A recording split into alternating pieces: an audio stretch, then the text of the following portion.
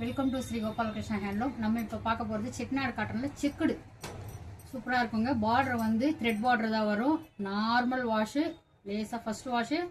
கல்லுப்பு காட்டன் சேலைக்கு எந்த ஒரு சேலை எடுத்தாலும் சரி ஃபர்ஸ்ட் வாஷு நீங்கள் கல்லுப்பு போட்டு வாஷ் பண்ணிக்கோங்க. ரெண்டாவது வாஷு ஷாம்பு போட்டு வாஷ் பண்ணிக்கோங்க. கல்லுப்பு போட்டு வாஷ் பண்ண உடனே லேசாக கஞ்சி போட்டு அயன் பண்ணிங்கன்னா சேலை எப்போவுமே அதே மாதிரி தான் இருக்கும்.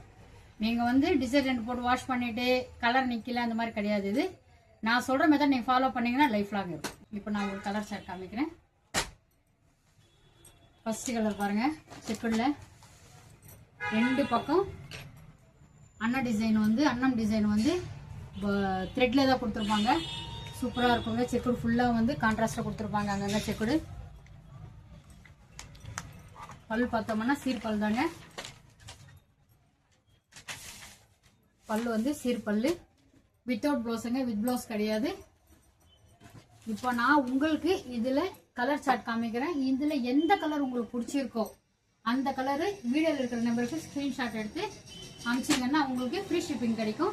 இப்போ இதில் கலர் சார்ட் பாருங்கள்.